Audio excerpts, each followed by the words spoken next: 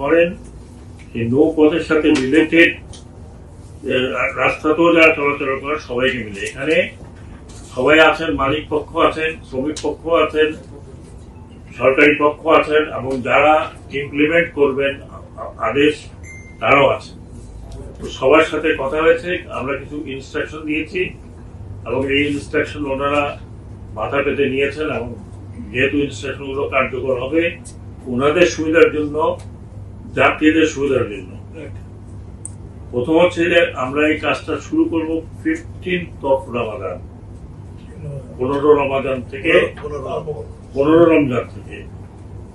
রমজান থেকে এই যা যা বলা হয়েছে এগুলো কার্যকর শুরু হবে।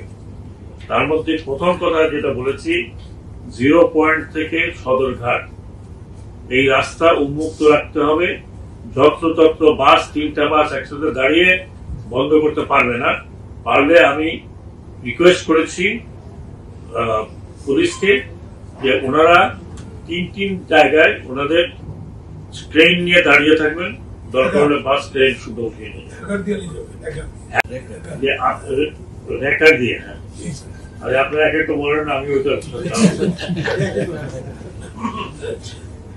একটা দুইটা বাস নিয়ে গেলে আমার মনে হয় আমাদের দেশের খুব ক্ষতি হবে বলে মনে হয়। এই রাস্তায় যে গোলাপশাহ বাজার থেকে শুরু হয় সদরঘাট পর্যন্ত একটা এমন বিশৃঙ্খল অবস্থা হয় যে কেউ 3টার সময় রওনা হলে লঞ্চ ধরতে পারে না 7টার সময়। এইটা একটা সভ্য দেশ, একটা সভ্য শহরে এটা হয় না।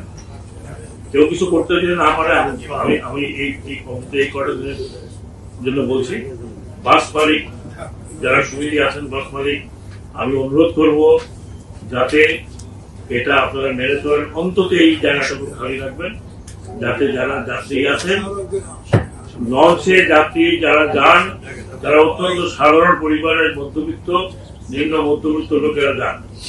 নাহলে যাদের গাড়ি আছে তারা আজকাল পদ্মা সেতুর উপর দিয়ে 700 টাকা করে দিয়ে তো আগেই চলে যাবে, বাসও যাবে। এটা হলো নাম্বার 1। নাম্বার 2 হচ্ছে কোন সিরিয়াল ব্রেক করা যাবে না। এবং সিরিয়াল ব্রেক করা আমি মুখে বলছি না, সিরিয়াল ব্রেক করলে ওনারা এখানে মালিক সমিতিরা আছেন লোকজন, ওনাদের সামনে বলা হয়েছে যে ওই লঞ্চের এগেনস্টে অ্যাকশন নেওয়া হবে, দরকার হলে তার লাইসেন্স সাসপেন্ড করবে। যদি সিরিয়াল ব্রেক সে যেই হোক, তার যত পাওয়ারই থাকুক, সরকারের আইন তার থেকে বড় পাওয়ারফুল আর কিছু নাই আল্লাহর দুনিয়াতে। ওনারা বলছেন যে এখন যে ভাড়াটা নেন ওটা প্রকৃত ভাড়া নয়, আর এই নির্ধারিত ভাড়ায় ওনারা এখন যাত্রী নিচ্ছেন না, যাত্রী কম ভাড়া নিচ্ছে। ওই নির্ধারিত ভাড়া ঈদের দিন বা ঈদের এই 15 তারিখ থেকে নির্ধারিত ভাড়া হবে, ওটা ওনারা আজকের থেকে বা কালকের থেকে টানিয়ে রাখবেন, যাতে যাত্রীরা দেখতে পারে যে এখন ওনারা কি পয়সায় যাচ্ছেন, নির্ধারিত ভাড়াটা কি। নির্ধারিত ভাড়ার বাইরে ওনারা ভাড়া নেবেন না। প্রতিটি লঞ্চ সেগুলো রাত্রে চলাচল করবে, বিশেষ করে তাদের জন্য বলা হয়েছে 1-3, একজন কমান্ডার, 3 জন আনসার। এবং আনসারদের বিহেভিয়ার ব্যাপারে অলরেডি বলা হয়েছে। আনসারের কাজ হচ্ছে যাত্রীর সুরক্ষা দেওয়া, আনসারের কাজ এই অন্য কোনো কাজ নেই। এবং এটা মালিকরা দেখবেন, তাদের জন্য যে জায়গাটা দেওয়া হবে ওটা they have to use. Complain আসে যে তারা আবার এটাকে সাবলেট করে, সেটা যেন না হয়। অতিরিক্ত যাত্রী বহন করতে পারবেন না। অতিরিক্ত যাত্রী বহন করলে আমাদের ইন্সপেক্টর থাকবে, শুধু সদরঘাটে না, রাস্তায় কোনো যদি দেন কোনো লঞ্চ মালিকেরা বা জাহাজ মালিকেরা, সেটার জন্য কোস্টগার্ডকে বলা হয়েছে, সেটার জন্য নৌ পুলিশ। এবং আমি নৌবাহিনীকেও অনুরোধ করেছি এইটা চলে যাবে নৌবাহিনীর কাছে, কারণ নৌবাহিনীকে অ্যারেস্টের ক্ষমতা দেওয়া আছে। তো ওনাদের কাজ করবে।